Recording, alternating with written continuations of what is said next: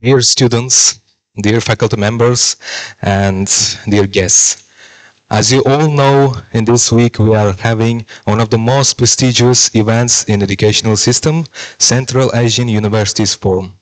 So today in Uzbekistan University, we are hosting the public lecture by the Nobel Prize laureate, Professor Jean Tirole. And I want to thank everyone for coming.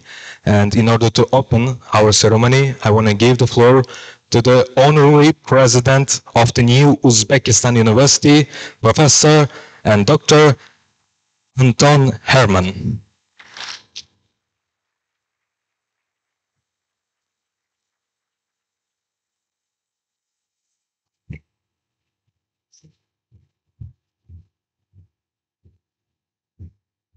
My dear students, you are privileged for several reasons. First of all, you got the chance to grow up in a country that has a great future. A country that has a government understanding that it's the talent of young people to bring about the success and the international networks in the future. And you took the chance to get study courses at New Uzbekistan University, which was an idea of the president of the Republic of Uzbekistan. A lot of money is spent to establish this higher education school. And for this reason, you owe something to your country, that you study hard, be active, and after a few years, contribute to the welfare of the country. And secondly, today we have the privilege of getting the lecture of a famous Nobel Prize winner, Professor Jean Tirole. It is also my privilege to meet him for the very first time today. I have known many Nobel Prize winners. You also have several of them in our university, at Technical University of Munich, but it's my great pleasure to be together with you today. I welcome all of you for this special event and wish you enlightenment today, and I hope you will ask questions after the lecture of Professor Tirole. Thank you. Have a good day. Thank you very much. So now I want to give the floor to the Dean of the new Uzbekistan University to the welcoming speech, Professor Tomo Weber.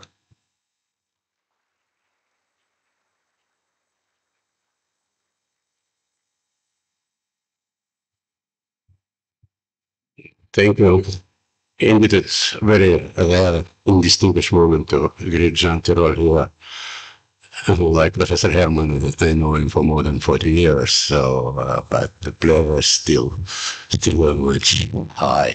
Professor Tirole is a distinguished, well, very distinguished top expert in areas like game theory, industrial organizations, economic and finance. And of course, we all know that I hope you are prepared to his presentation and read the materials he distributed for the lecture. Now, I would like to add an additional point. Professor did a lot of things during his distinguished career and continues to do so. One of them is created the School of Economics, which is one of the leading centers of economic science, theory, let's say, in Europe. And so I hope that the Uzbekistan University, as mentioned by Professor Herman, will take advantage of the to success, which has been established by the School of Economics. But let me welcome Professor Tirol, and I hope we'll have a wonderful presentation. Just take advantage of this moment. It doesn't happen every day. Thank you. So,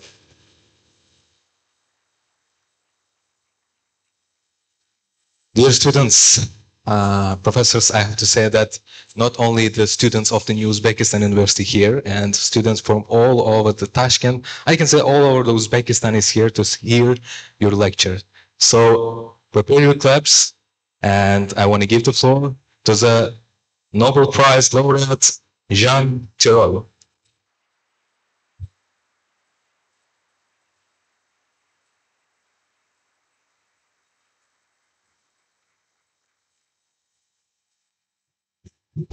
Well, dear students, dear colleagues, it's a great privilege to be here in this elite institution, NUU. I'm very grateful for the invitation, for your very warm welcome. Thank you, Professor Weber, Professor Herman, for your very kind words. It's a great pleasure. You might also want to listen to the music, but you are going to listen to me for a little while. Let me motivate a little bit this lecture by saying that Uzbekistan is embarking on a reform path to the market economy. It still has a lot of state-owned enterprises, which has been trying to dismantle a little bit in the last 7 years. But the step is not the easiest step. The next step also has to do with creating a market economy. And a market economy is not laissez-faire. That's something you have to understand. A market economy is an economy where the market plays a central role. That's correct. But at the same time, it needs the institutions to accompany the market and solve the market failures.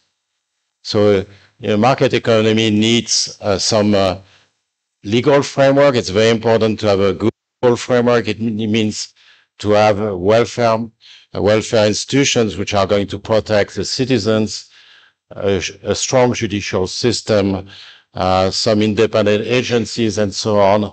But today I'm going to emphasize a much more specific point, which is the regulation of industries. Laissez-faire is not the solution necessarily. We want markets, which is different because we want markets to function well. And for that, you need strong regulations.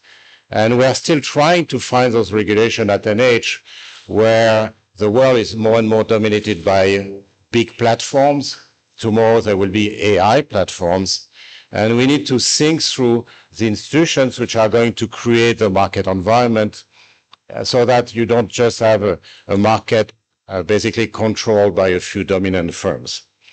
So let me just talk a little bit about when I was your age, a little bit older, I guess, for many of you. Because I first studied engineering for 6 years before moving into economics. But when I went to MIT to study economics, I learned industrial organization, among other things. And one of the things you learn is that there are 3 ways of intervening into the industry.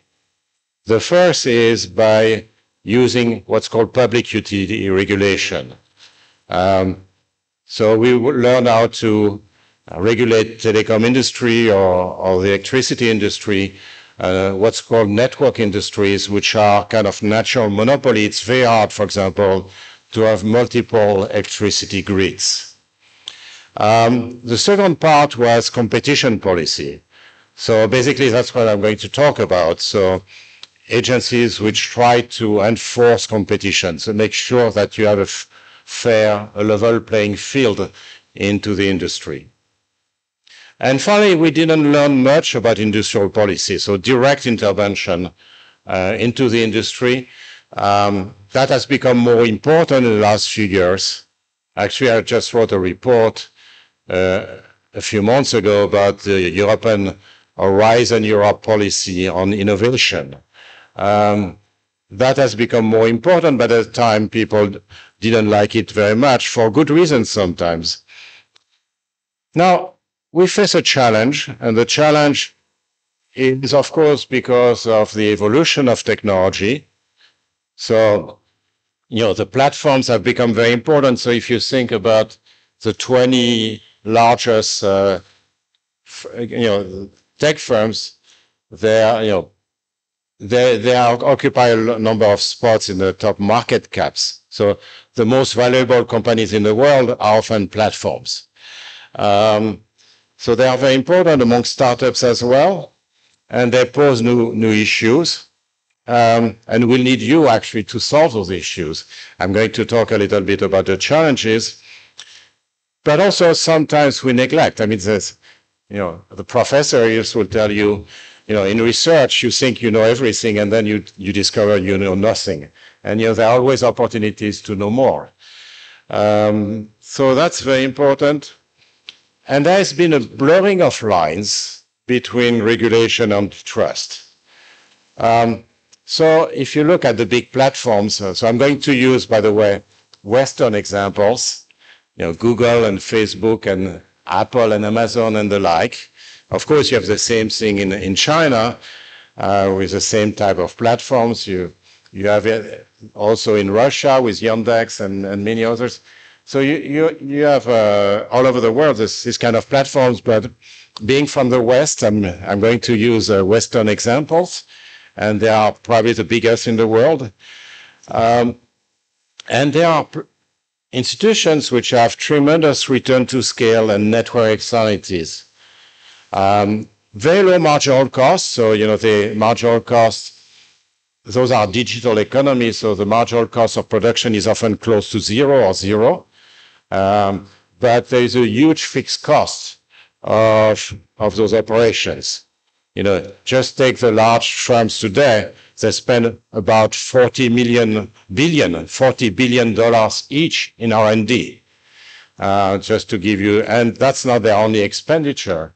So they spend a lot of money. At the same time, they can produce at zero cost once they have spent those fixed costs.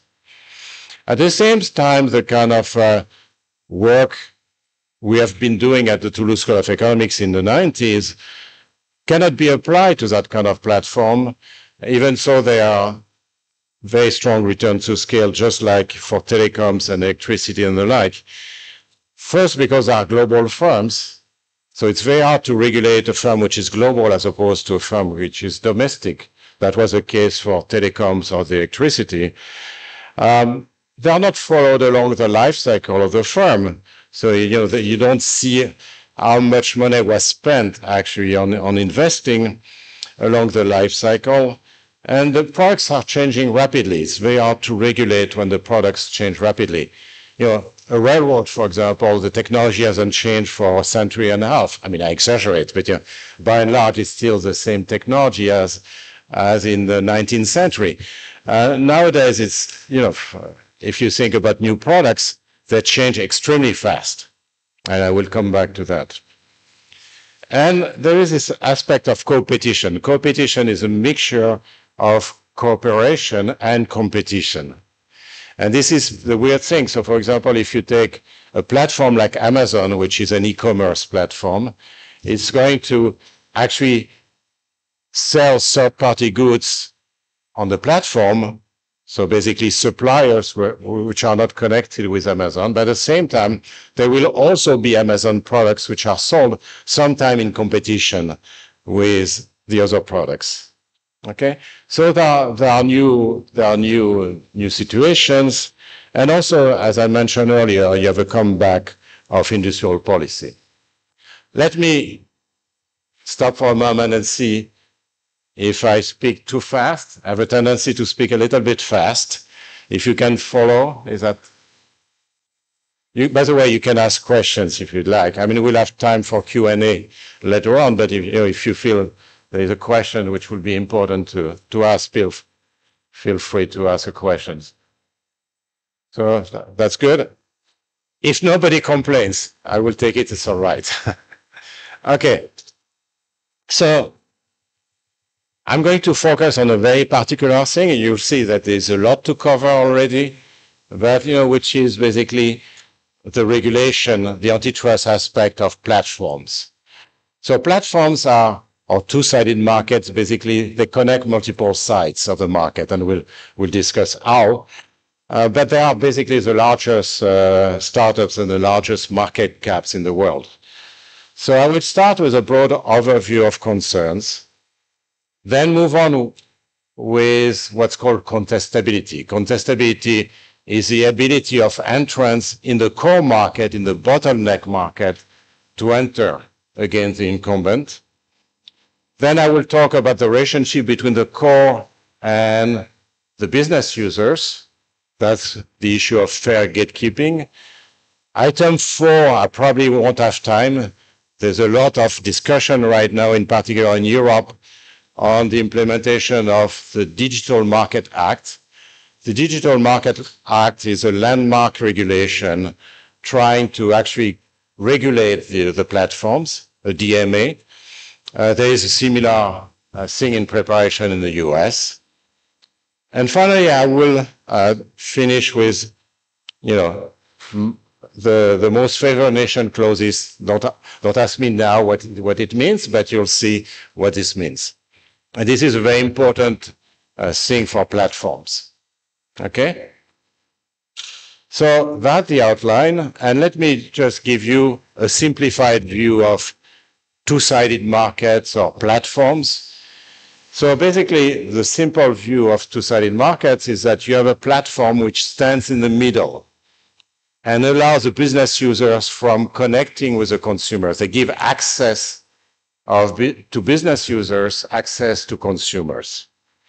So you have those consumers, their single home on platforms. So that means they basically connect to a platform. So for example, you want to buy something, you go to Amazon, you connect to Amazon, and you look at what's being offered on Amazon. The platform then is going to recommend a number of goods and services. So that could be a merchant. You might want to order, my book, for example, on Amazon, or you might it might be an app. So you might I don't know what your favorite app is, but it could be Spotify or it could be whatever, and some music streaming service or something like that. And apps or merchants, they will have to go through the platform if they want to reach that consumer, because this consumer is single homing, is uniquely connecting or using the platform. So that situation gives rise to three concerns, three groups of concern. The first, I'm not going to discuss, it's in green. It's a kind of behavioral manipulations and, the content which might not be the right content for society. So the behavioral manipulation and content curation issues. And there are two acts in Europe, and again, you get similar things in the US. You have two acts in Europe which tries to deal with that. I'm not going to talk about that.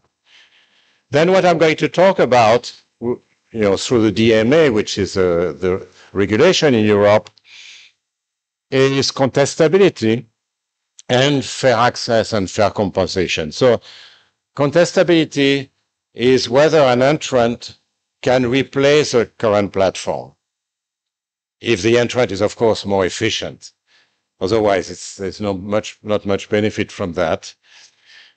And the other thing is whether the merchant or the apps have a fair access to the platform. And that has two different branches.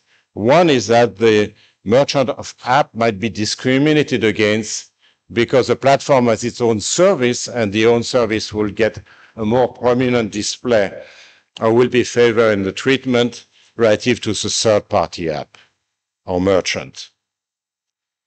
But there are some platforms which are called pure. This is an hybrid platform, by the way, in terminology.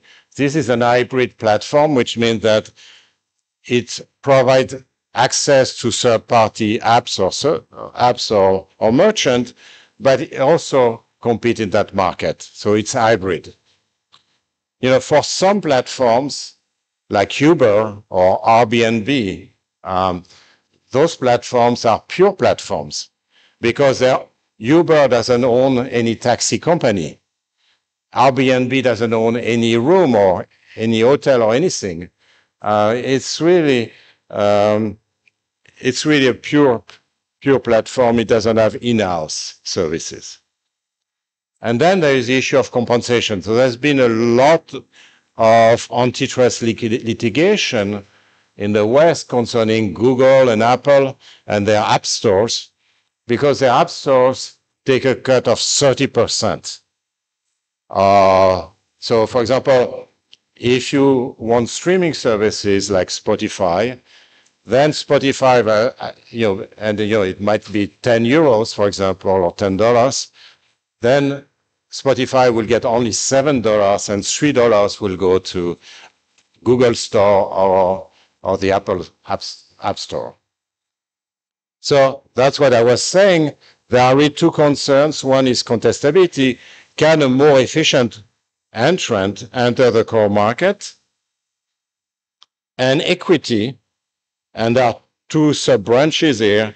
Do business users have an equal access to the core service? And that's the issue of self-referencing, which of course doesn't occur very much for pure platforms because they don't have their in-house services, Airbnb or Uber. And then do they receive their fair share for their contribution to the ecosystem? And that's the issue about the merchant fee or the tax which is levied on business users, which of course is perceived as being too high by the business users.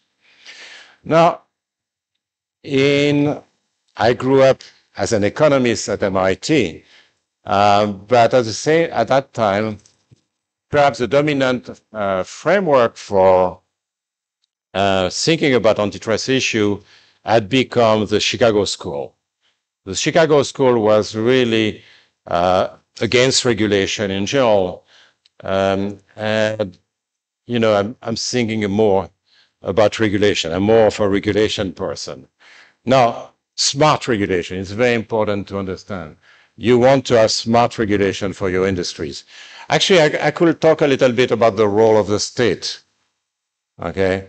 Because you must be in Uzbekistan, you must be thinking about what is the state about. So the state is not about laissez-faire. In my view, it's not about production either. There are exceptions, but state-owned enterprises are not always the most efficient way to produce for multiple reasons we could develop. But the state is first an enabler, so it must provide the basic investments in schools, in science, in transportation, in the legal framework. But it's also a referee. It's not a player. A state-owned enterprise is a player. What we have in mind more is that the state is a referee just to make sure that there is a level playing field in the economy and markets can function well. Okay? But, the Chicago School at the time in the 80s was mostly about, let's deregulate. I'm simplifying a lot because it's too simplistic, but, let's deregulate. And sometimes with interesting arguments. So, for example, they said, well, if you go back to this diagram, the question is, why would the platform handicap third-party apps or merchants? Because if it handicaps third-party apps or merchants, for example, by excluding them, then the ecosystem is not going to be as rich. It's not going to be as good. And therefore, it will not be very appealing to consumers, right? So the reasoning, which was interesting, I think is wrong, it's actually still interesting, is basically say, if you handicap third-party apps or merchants, so if you exclude them, for example, then you're going to have an ecosystem which is less interesting for the consumer, and the consumer won't want to connect to that platform, and then new entrant platforms are going to come. Okay? And the reasoning also said if you have a good ecosystem, you can raise the price to consumers. Okay? So that's the idea. And what's wrong with the Chicago School argument, and we are going to go through some of those arguments. The first is that, the reasoning is that if you have a good ecosystem, you can raise the price to the consumers. Now, if you think about the digital economy, the price is often zero, right? If you use all those services, Google, Amazon, Facebook, and so on, they're all free for the consumers. Now, you can, of course, raise the price, but you may not want to. The reason why the price is zero is that you cannot go below zero. Actually, those platforms are extremely profitable on the business side. So the platform wants to attract as many consumers as possible. So the optimal price for the platform actually might be negative, because you would like to attract more consumers because they are very profitable on the business side. However, negative prices are hard to achieve because then they are subject to arbitrage. So for example, you could have bots coming in and pretending they are consumers and get a subsidy, right? You could have robots doing that. Or you could have fake consumers who are not interested in consuming, for example, and might actually not be very interesting. So what you have what's called, it's a macro term, but what's called a zero lower bound, so that you would like to charge a negative price, but you cannot because of arbitrage. So your price is zero, but that means also that you may not want to raise your price if you have a richer ecosystem because you're already constrained at the zero lower bound. Now, we are going to see a number of arguments for why the Chicago School argument is also wrong in terms of contestability. And finally, we'll see that on the business user market side, there's also another zero lower bound which plays a role. So actually, there are a number of apps that you are consuming that are free as well. And that means that they make their money somewhere else. And that money made somewhere else actually means that you will have possibly a zero lower bound, given that the marginal cost of apps is equal to zero. Okay? So this is a very specific economy because you have lots of marginal costs which are equal to zero, which means that you may, in a multi-sided market context, actually want to have negative price, but you cannot. So those zero lower bounds are very important to understand things. Those are new issues because in the old economy, the marginal costs were positive, high, and you didn't ask a question about zero lower bounds. Okay? So, things change over time, and that's a message. What I'm going to cover is way too much for you to, if you grasp everything, it's wonderful, but, I don't expect you to grasp every argument I'm going to give you. What I want you to come up with is, some ideas about what's going on, but also some ambition for your own thinking and research, to actually solve the issues. And if I don't have time to conclude, with AI, there are lots of new economic phenomena which are very important to study, which haven't been studied yet. So, I'm coming back to the theme, once you learn a fair amount, you believe you know everything, but actually you realize that there is actually very little we know. And that's true. That's certainly true for economics. So you have a lot of knowledge, and at the same time, there are also shortcomings that you would like to solve. Okay, so let me talk about contestability. And the contestability starts from the idea that society gains when in a natural monopoly situation. So basically, the core segment is somewhat a natural monopoly. It's very hard to have a lot of competition. If you think about Google, for example, Google gets 90% of the search in Europe or in the US. It's totally dominant. Even big companies like Microsoft, which has a search engine which is called Bing, are not as good because they don't have as much data. And once you have lots of data, you get a much better search engine, and also you can invest more into the technology, the algorithm itself. So that's a difficulty. You have a kind of natural monopoly segment, but you like to create some competition at the same time, because we know that monopolies are not good. They are not good because they charge high prices or they provide low quality, but also they innovate less. Monopolies do not innovate as much as a more competitive industry. So you want to have the possibility of entry, to first reap the benefits from entry by a superior entrant, but also to keep the incumbent on its toes. You say, watch out, if you don't innovate, if you charge high prices, someone else will come in. Otherwise, the monopoly has an easy life.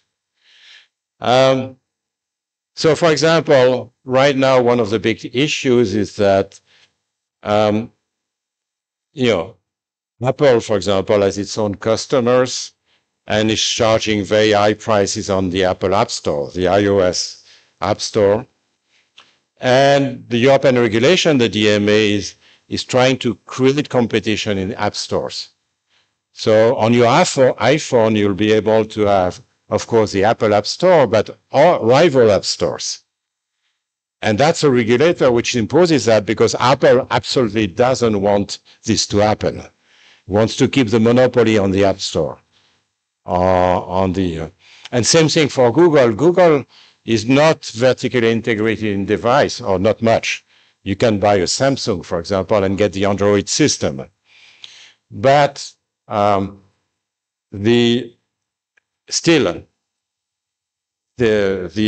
App Store, or the Google App Store, is installed everywhere, and Google has arrangements so that it will be a prominent display on Android systems. So, is that okay? I mean, I'm mentioning lots of companies in the West. I don't know how familiar you are with them. And people who work on that says, if we had new app stores competing with, say, the Apple App Stores, that would be good because you could have, better service. So, for example, Disney might curate content for children and basically have an app store where you get stuff which is appropriate for children. If you could have American Express, for example, have a special service which will be an app store for frequent travelers. Lots of the same thing. You could have lots of innovation which you don't have right now. And they also could offer lower fee to developers. Again, the app stores of Apple and Google are taking a cut of 30%. It's huge, 30%. Actually, sometimes it's even bigger. In China, sometimes it's 50%. It's huge. And, you might have competition and try to attract the developers through lower fees. Okay. So, for example, a recent decision in the US, I mean, again, this has happened in Europe, in the US. For example, the Department of Justice decision, the Google decision, in which a judge actually decided in favor of the government. In the US, the government doesn't decide itself. The DOJ, the Department of Justice, doesn't decide. You go to a judge, and the judge basically decides. And Google was trying to keep the monopoly power on the search engine. There are huge returns to scale on the search engine, because if you have lots of data, your search is much better. So you have incentive first to have lots of data for yourself, but you also want to deprive other search engines from having access to those data. Because of the return to scale, you really want to kick out the rivals like Bing and others. And to do that, Google used defaults. So basically trying to make sure that Google is a default search engine on every Android system. Okay, whatever the OEM, whatever the manufacturer is. So for example, Google paid $26 billion per year to be the default search engine on Apple, the iPhone. 26 billion. That tells you something about how much money it makes on the other side. Okay? It also pays Samsung. Now you might say the default, who cares? But the truth is that people like me, they don't change the default. And most people actually don't change. In principle, you can change it. You can choose another search engine, but lots of people like me don't do that. So, and Google knows very well about this. So that's in Europe and also in Russia, there's been a regulation 6 years ago so that there will be a choice of screen. So the consumer could choose which search engine it will. But for that, you must have a credible rival, because if you don't have any credible rival, then you are going to choose Google again anyway, right? So you must have real competition then. Okay? Okay, so let me talk about the DMA. What's in the DMA? And perhaps I will go a little bit fast because I want to spend some time on fair gatekeeping. So there are multiple reasons for why a dominant platform, an incumbent platform, might want to behave. Sorry. Do we have a microphone? Yes. If Google doesn't have a real competitor, then why does it pay $26 million? I'm sorry, there's a little bit of an echo. If Google doesn't have a real competitor in search engine industry, why does it pay $26 billion a year to Apple? Because it's going to be chosen anyways. So yes. So why does Google pay $26 billion a year to Apple? The thing is that it's going to make a lot of money on your side. Advertising. Advertising is a big business. It's overall, not Apple, but Google makes $175 billion a year on advertising. So and Apple is of course a big. And by the way, defaults are very important for mobile phone. And Google has lots of measures of that. Google, the research department in Google has done a lot of research on exactly that. So there's a lot of money to be made on first advertising, business users paying for advertising their goods to the consumer. Lots of money to be made on the App Store of Google, because Google takes 30% cut on every sale on the App Store. So there is a lot of money. And then Google also gets the data, right? It's very important to get the data for AI and so on. So Google gets a lot of profit from the business users. The consumers pay zero anyway, and that's, I guess, what you had in mind. But the business users bring a lot of money to Google. And it's very important that Apple, actually the default on Apple, be Google as opposed to a rival. Because if someone else buys the default on Apple, I'm sorry, this might grow very fast. And basically, the market for the search engine might become contestable. That's why also the US Department of Justice actually intervened in that business. Okay? How am I doing? Yeah. So there are lots of behavior. So I told you one, which is basically buying defaults. And there are a number of antitrust lawsuits in the US and in Europe just about this point. Another reason for why you may want to behave, the dominant platform, the incumbent platform might want to play dirty, is that it wants to erect apps barrier to entry. So what does it mean to have app barriers to entry? Well, imagine that you have this situation where basically the incumbent platform, I don't know if I can, well, the incumbent platform can exclude third-party apps. If you exclude third-party apps, that means those third-party apps won't make money and they might disappear. But then a platform will be able to enter tomorrow might actually not be able to enter because it will not have applications. Okay, if all the applications are written only on the incumbent platform, but not, they are basically in-house applications, but you no longer have the apps, then even a very efficient rival platform won't be able to enter because you need apps to actually enter. So basically, the idea might be depriving a future rival platform from apps, and therefore you erect a barrier to entry. So that's prohibited. So, for example, one way of actually kicking out those third-party apps is by tying the in-house app with incumbent platforms. So basically, if you want to have access to the incumbent platform, you also need to use the in-house app as opposed to third-party apps. So you vertically integrate and you exclude the rivals in the app market. That's prohibited. In principle, it's prohibited. Okay. By the way, I was mentioning search. I should have said that earlier. For search, there's a big question mark. About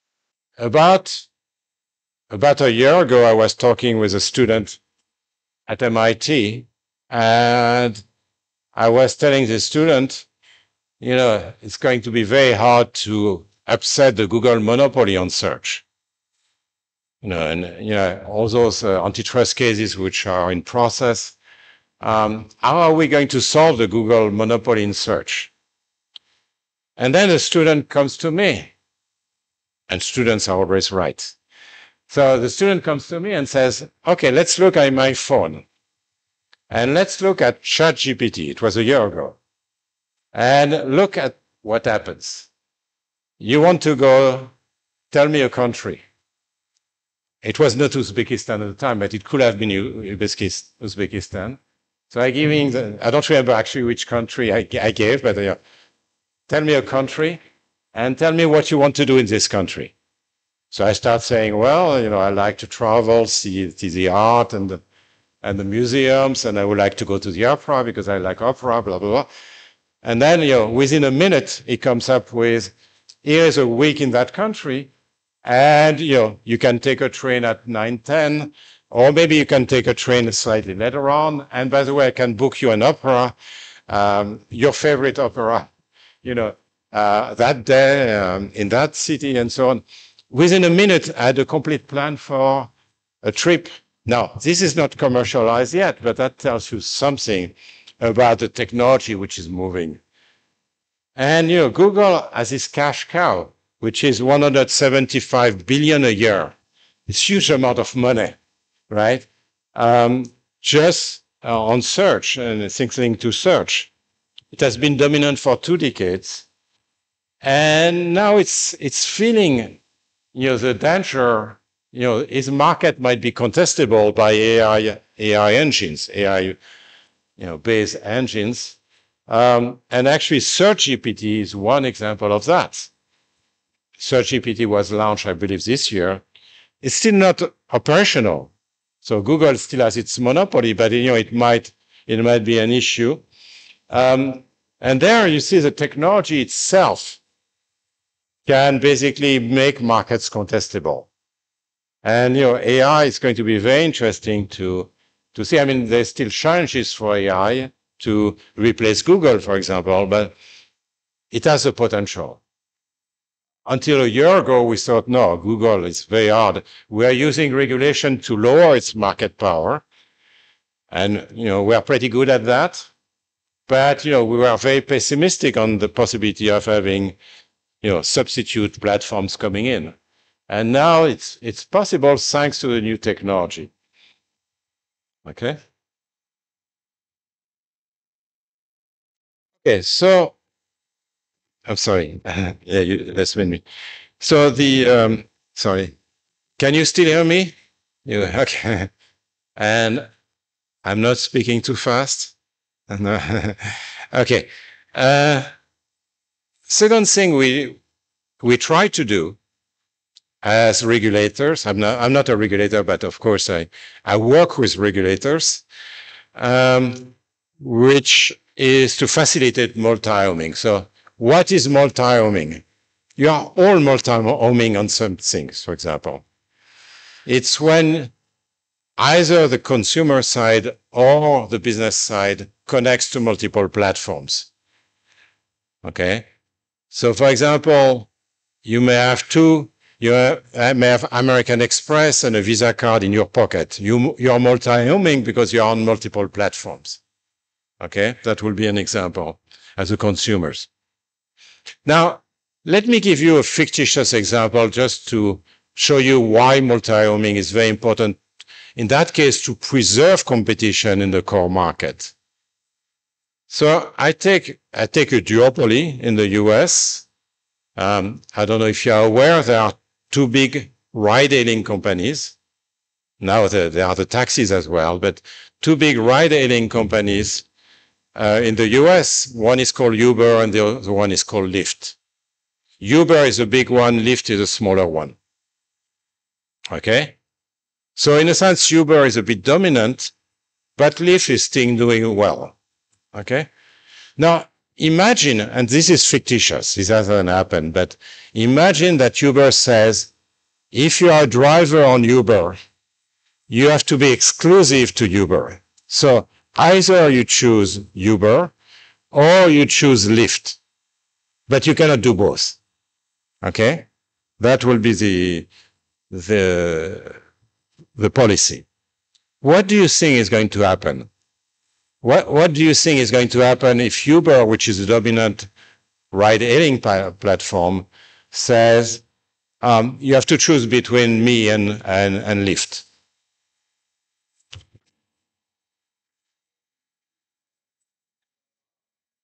The microphone. Closer.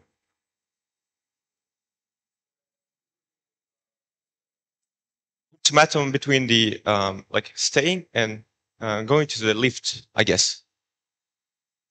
So Lyft is going to disappear. Sorry? Lyft is going to disappear? No, I mean, if Lyft will become large enough, Uber will impose that policy on drivers, I guess. Okay, sorry, there is a little bit of an echo, but... So can you please repeat the question? And I have to ask all of you that we will have panel session with discussions. So maybe... Yes, thank you for your question. Yeah. Maybe later we can discuss that later on. But yeah. So sorry, this is my fault, but that's okay. So if you are a driver and you have to choose between Uber and Lyft, Uber is bigger, so you have more consumers on Uber in particular. I mean, some of the consumer multi-home themselves, but you know, you have more consumers on Uber, so you're going to choose Uber. So that means there won't be driver on Lyft, and that means the consumers say, "Oh, there are no driver on Lyft. I'm going to basically call Uber only Uber. There's no point calling Lyft." And then you get a monopolist, right? So it's very important. Maybe that's what you wanted to say, but you know. It's very important, if you want to keep competition, to keep the multi-homing aspect of business users. And basically an exclusivity requirement saying either you choose Lyft or you choose Uber is going to favor the dominant platform. It's going really to favor the dominant platform. And of course the antitrust authorities will prevent that. And it's very important. It's very important if you want to keep the competition. Let me not talk about MFNs. I will talk about that later on. And let me just say there are other rules in the DMA. So, for example, mandating interoperability, that's mainly for social networks. And the big issue there is that Facebook is dominant, and you know, people may not want to leave Facebook for another social network. because they have their content on Facebook. And what they would like to do is to try another social network, but keep posting on Facebook their picture and the thing. And they would like those pictures to be ported in a dynamic way into the also social network, because you don't want to post the same content twice. You want to do it only once. So there is this issue. There is this mandating interoperability thing in European law.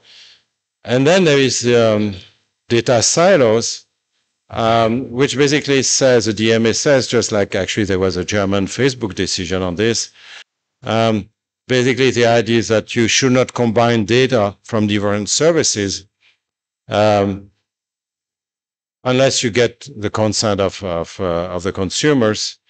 That's really an issue. I mean, about Google, it combines data from the search engine with data from YouTube, with Gmail, from Waze and many other services that Google has.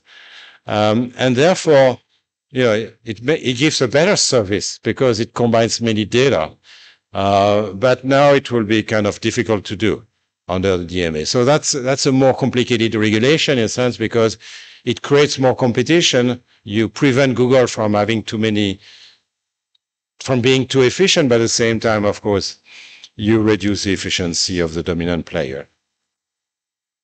Okay, so let's move on to the third item, which is the issue of fair access by app developers, merchants, and later on we'll talk about advertisers. So just ask yourself, how does a platform make money? Okay, you start in Tashkent, you start a startup, and it's going to be a platform. Maybe some of you are planning to do that. And you think about how to develop your platforms. How are you going to make your money? Okay? The first is that you could have subscription fees paid by the consumers. Most of the time, I mentioned it's zero. So Google and Facebook and Amazon, for example, you don't pay anything to use their services. But there are others where you pay. So you can pay, for example, you know, if you want to join the Spotify streaming service platform, you are going to pay a monthly fee. In that case, you pay something. So a subscription fee paid by the consumer. And there are two other ways of making money. Now on the business side, business user side of the platform. One is to sell the goods yourself. In-house merchants, apps, or advertisers. The other is actually to take a fee on third-party merchant apps and advertisers. Okay? And number 2 and number 3 are kind of competing with each other, because you see, I mean, either the consumer is going to use the in-house app, or the consumer is going to use the third-party app. Okay? The merchant fee, which is the item number 3, will be in general set by the platform, often be ad valorem, so a percentage of the sale. So I told you Apple or Google App Stores take 30% cut. It's a tax in a sense in the App Store. Sometimes it's not set by the platform, it's endogenous. So Google, I told you, get a lot of money from advertising. You might think advertising on Google is not very different from Amazon, for example, e-commerce. Because Amazon recommends some products and takes not 30%, more like 12, 13, 15% on e-commerce. But same thing, here basically the firms are going to pay advertising fee to get an access to a consumer. And it's a lot of money, 175 billion a year. But the fee is not set by the platform itself. It's set through an auction. And there are also lots of lawsuits about how this auction is designed. Actually, I'm not going to talk about that, but there are lots of big issues there. I just want to show you, how exciting this field, but also how complicated it is. That's why, the learning you are going to get here and elsewhere is going to be extremely important if you want to move into economics and know how to regulate an industry. Okay? It's a very exciting time for economists, but also a very difficult time because you need to know about all those things. So here are the two ways the merchant fees can be determined. And there's been a number of examples of what's called self-referencing. So self-referencing means it's also called foreclosure. Self-referencing is a bit quicker than foreclosure. It's basically say you favor your own in-house services over third-party services. Okay? So you put, for example, you recommend first the services. So there's been some evidence, for example, that I mentioned here, that Amazon has a tendency to favor its own services over third-party goods, for example. So, you get better recommendations on Amazon's search engine. Another example in Italy, it's a smaller example. It's only $120 million or euros, dollars in that case. A small lawsuit, Android Autos, and now you are moving to, in Uzbekistan, you're moving to electric cars.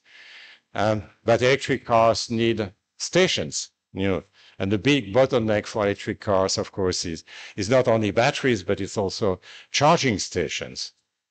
And you have a natural monopoly, some natural monopoly on actually the network of charging stations, at least in some countries. And basically, on Google Maps, so you are driving your electric cars. And, I don't know how much you know about electric cars, but you at some point, you see your battery declining, and you need a charging station. And it's very important, and that's something, for example, Tesla does very well, is to tell you, in 100 kilometers, you should go there to that charging station, and then next one is there. Okay? But Android Auto basically did that through Google Maps. Okay? But didn't accept another rival app which was doing the same thing. And so it was basically foreclosing the rival app from servicing the consumers.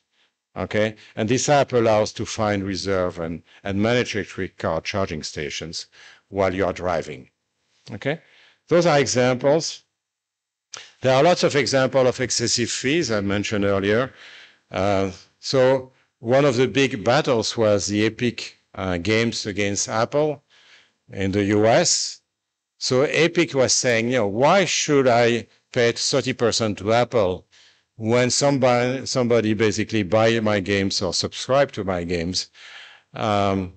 So that's so it wanted to bypass. So the challenge there was to say, okay, you connect to Epic Games as a consumer, and Epic Games wanted to be able to write on its website, by the way, you can go directly to my website instead of going through Apple, and then you'll pay only 10% fee as opposed to 30% fee, and you'll get a lower price, basically.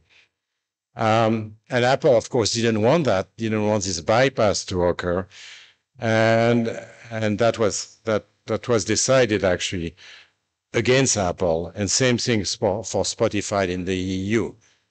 So, Apple actually got away with it somewhat, but in the EU, it's pretty clear that, for example, Spotify could have on its website, could tell on its website, by the way, you can go directly to my website and it's cheaper. Okay?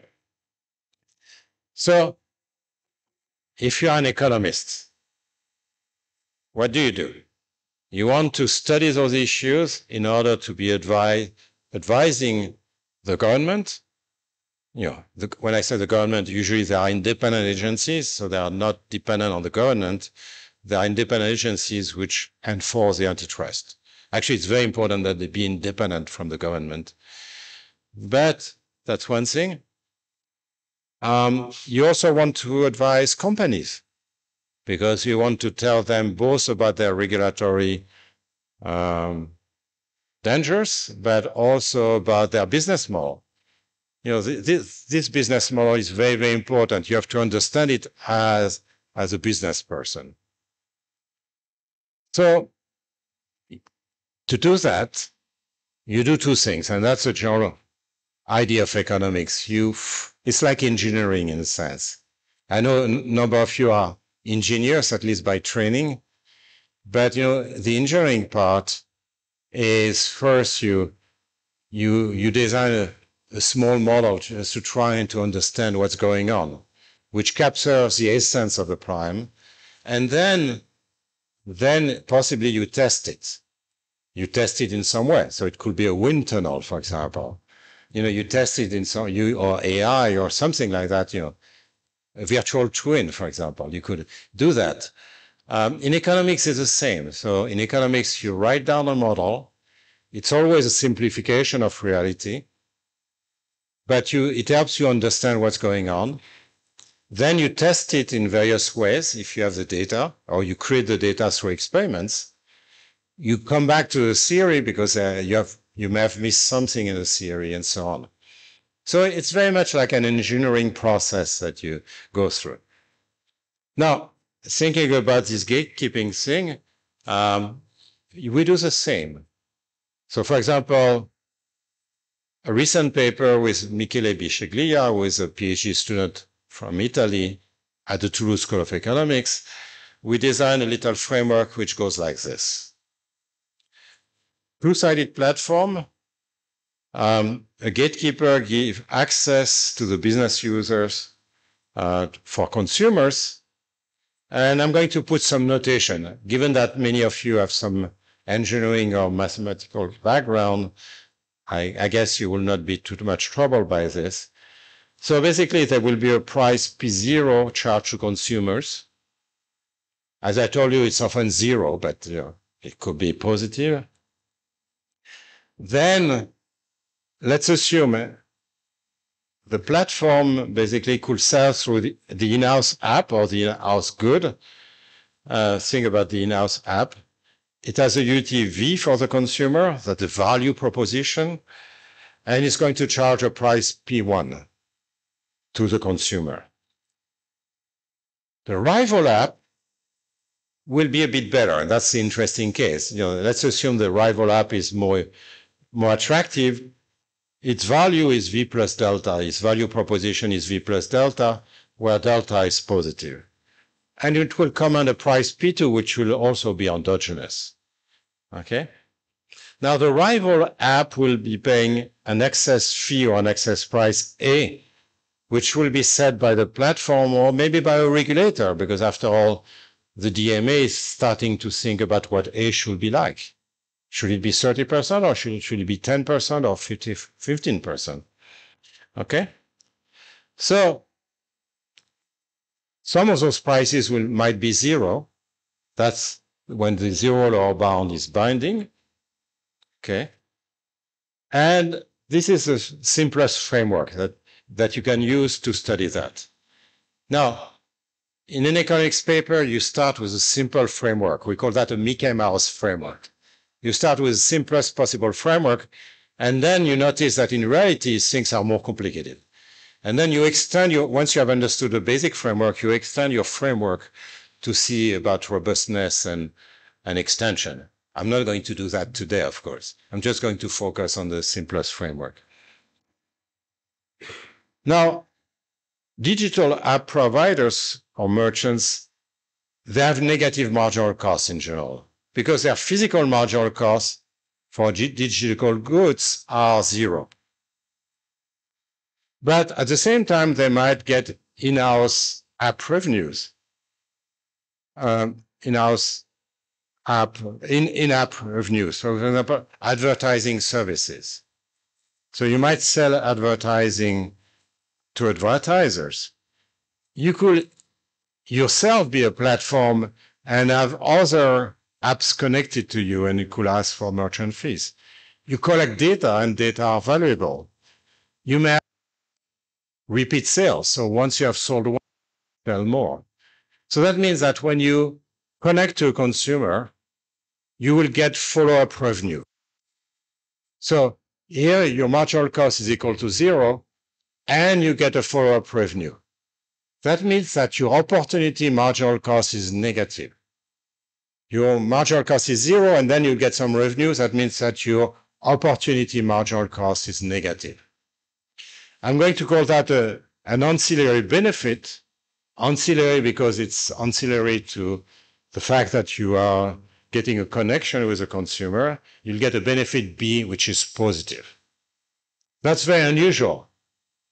The merchants, the sellers usually have an opportunity cost, which is positive. Here, the opportunity cost is negative, the benefit is positive.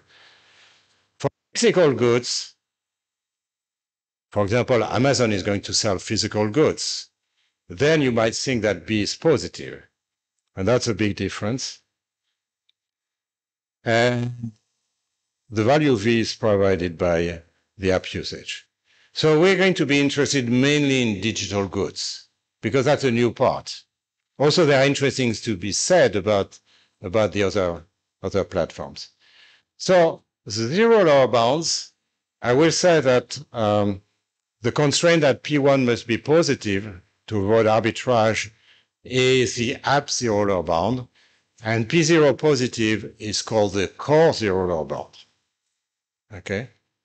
The app zero lower bound, as I mentioned, is not binding usually for physical goods. But I also mentioned that the zero lower bounds are frequently binding in the digital world. Many core services, search, marketplaces, e-commerce, are free to consumers, and many apps are free as well. And they are very important in this baseline environment because when none of the two zero bound binds, the Chicago rich ecosystem argument fails. And as a consequence, the access charge, the access fee is neutral. So if you increase it a little bit or decrease it a little bit, it doesn't change the allocation. Okay? What's going to happen is that if you increase the access charge a little bit, that means that the apps will be more expensive. But then the core services for the consumer are going to be less expensive because because the apps are more expensive, then they are willing to pay less for the core service. And that's going to basically be a wash. It's going to wash. So, you can describe the timing of the game because it's a game.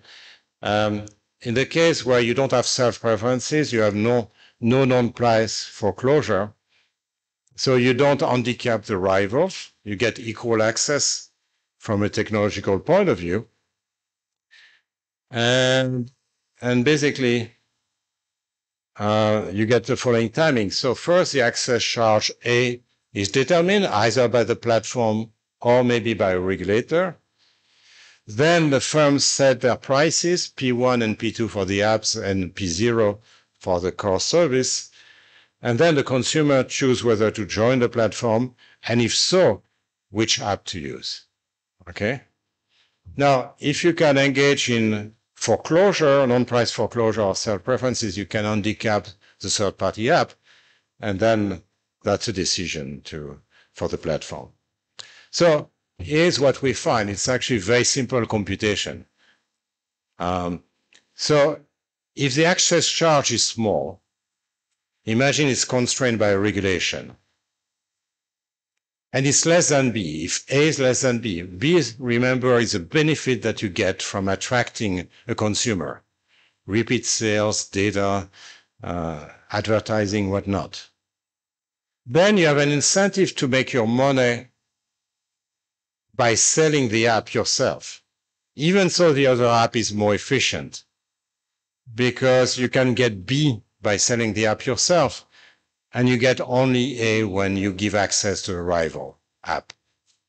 So if A is less than B, there is an incentive to engage in non-price foreclosure of self-preferencing. But that's not, of course, not the region where the platform wants to be. The platform wants to charge high excess price, and actually it wants to charge very high excess price so as to squeeze the profit of the superior third-party app. Okay, remember your app provides value V, the rival app provides value V plus delta, so your app is going to make money, the higher value app is going to make money, and you want to capture this money by squeezing it, by choosing an access charge, which is very high.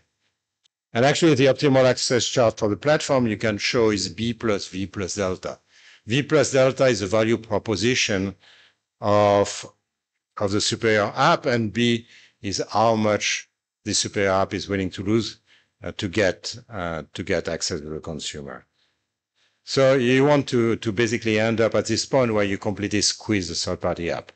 But if the regulator forces you to set a low access charge, for example, 0, then you are going to end up foreclosing. You want to foreclose the third-party app because you make more money by distributing the app yourself than having the superior third-party app distributed.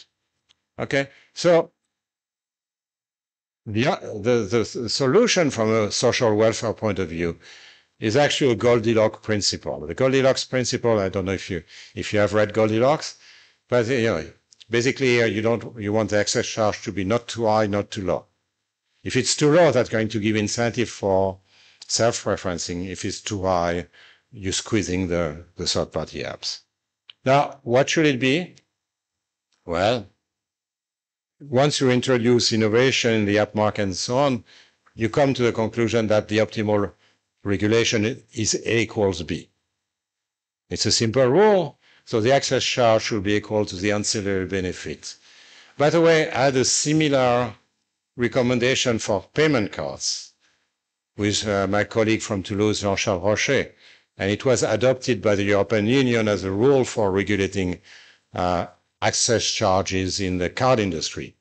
So American Express, Visa, MasterCard, and so on. Now, it's more complicated than log because A equals B, you still have to measure B. And let me ignore this issue. But, that gives you some food for thought as a regulator about what you should be doing as a regulator to get the right thing in your industry. Okay, let me skip all those things. In the paper we are finishing with Michele Bisceglia, we derive a taxonomy of digital platforms. That shows you how rich. I don't expect you to basically assimilate everything here, but that shows you how rich this kind of environment is. It's extremely rich. So sometimes the app zero bound is binding, so A is less than B.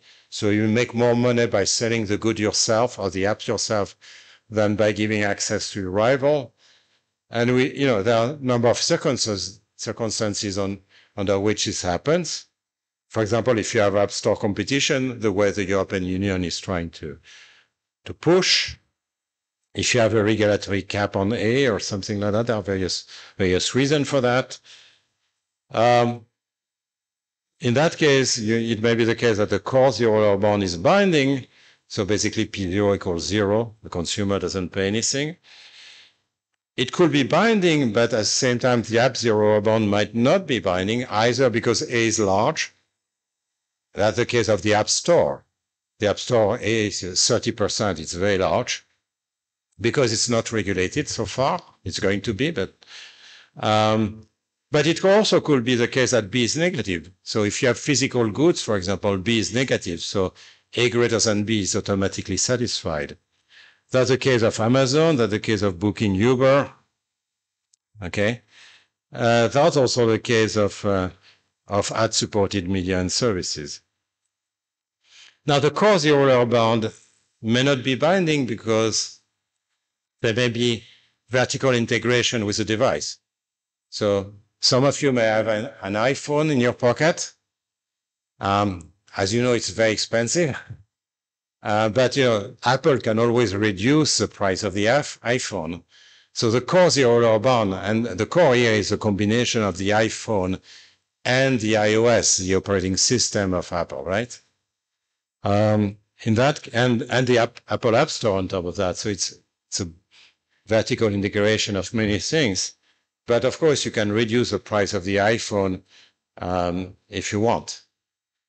So that's the story. In that case, the core zero bond is not binding.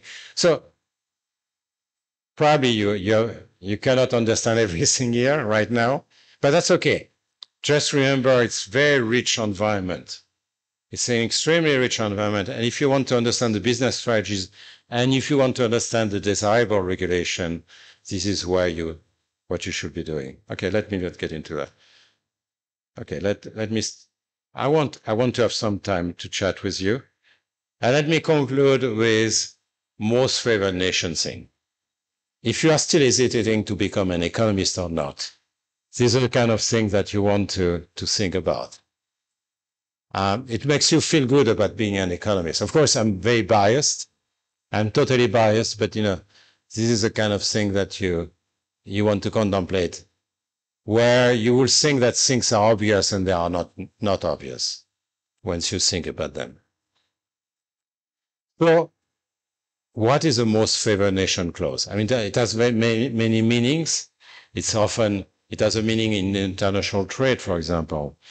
But let me consider the following situation. You are a platform user. So, for example, you are an American Express cardholder. You might be a Booking customer. Booking, I don't know, you have Booking here? It's a platform where you can book travel. Okay. It's an online travel agency. Then the platform is Booking. Well, okay, so much for that.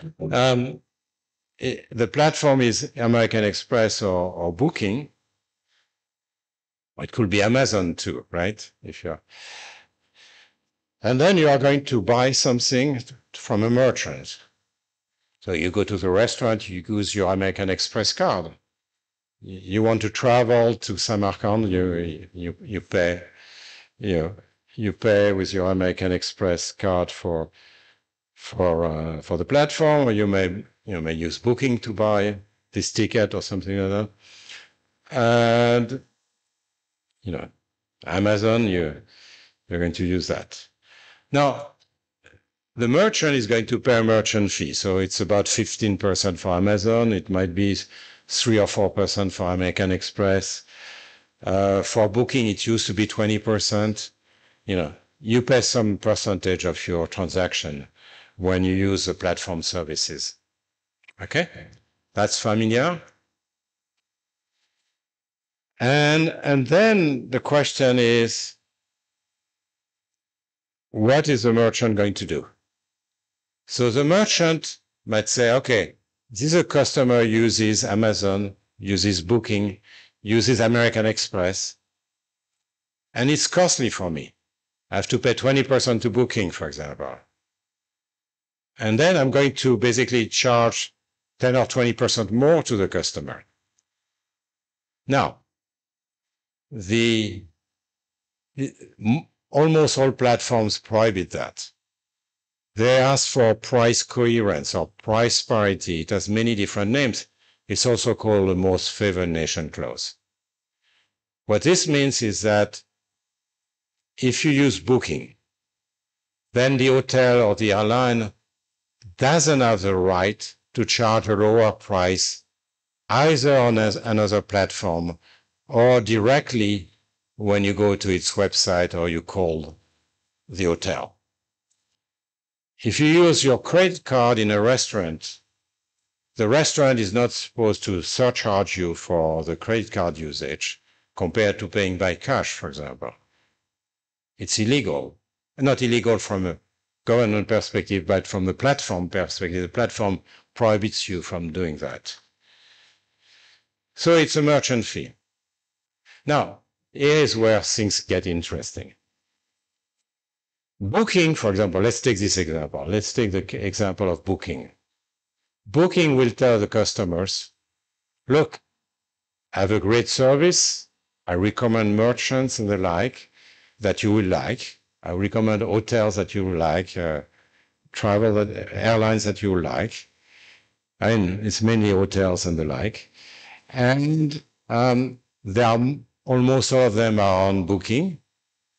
And you'll get the best price anywhere. So if you come to Booking, you'll automatically get the best price because of the most favored nation clause. The hotel is not supposed to charge a lower price on another way of connecting them to them. So you end up with the best deal. So you as a consumer, you might say, this is wonderful. This is wonderful because I get all the hotels on Booking. It's a good service. And on top of that, I will get the lowest price. It's wonderful. What else can you expect? Aha. Here's a catch. The catch is, of course, that this 20% fee that the hotel has to pay to Booking has to be paid somewhere. So the hotel, it's expensive, so the hotel has to raise the price of the room. But who is going to pay for the price increase? Are those the booking consumers? Only partly, because you have to have a single price. So the hotel has to raise its price for everyone, not only the booking customers, but everyone. So what this means, for example, is that if Booking has 20% market share, that means that 20% of the price increase is paid by Booking customers, but 80% is paid by people who don't use Booking. They use Expedia or they go to the website of the hotel. So that's one of the rare examples where a competitor, in that case Booking, can tax his rivals, because the rivals are also going to pay the Booking tax. Okay? So this fabulous deal that I was mentioning earlier is not that fabulous, because that means that the Booking can tax its rivals. But by the way, the rivals do the same.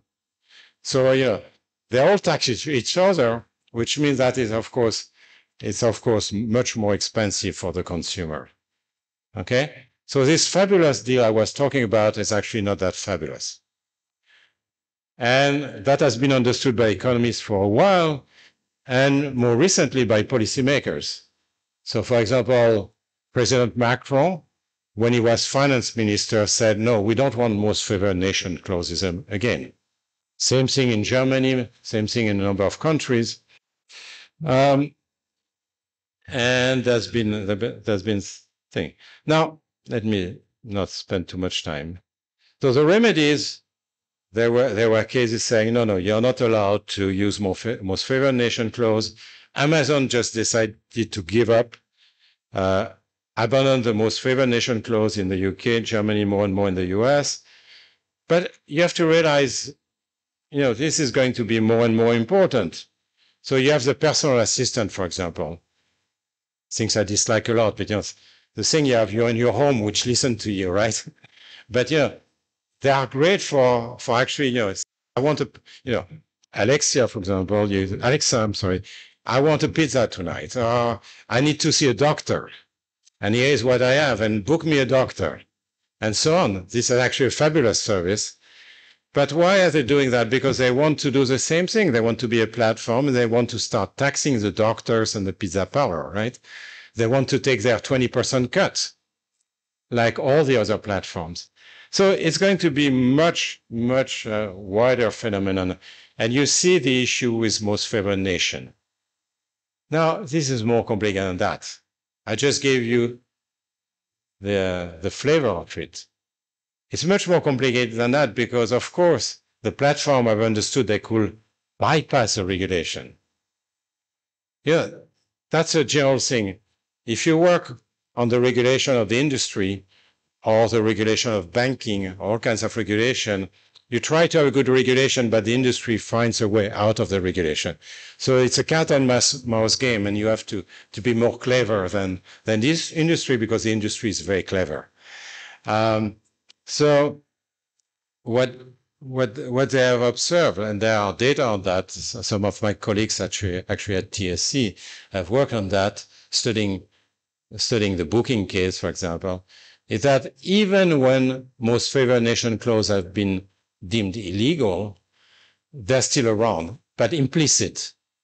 Platform cannot impose a most favored nation clause, but in the end, they still exist. So basically, the hotels are still charging the same price to booking and on their website.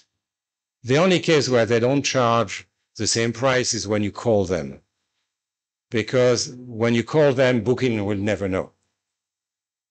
But on the website, booking will know, because booking can actually force an MFN by downlisting the hotel.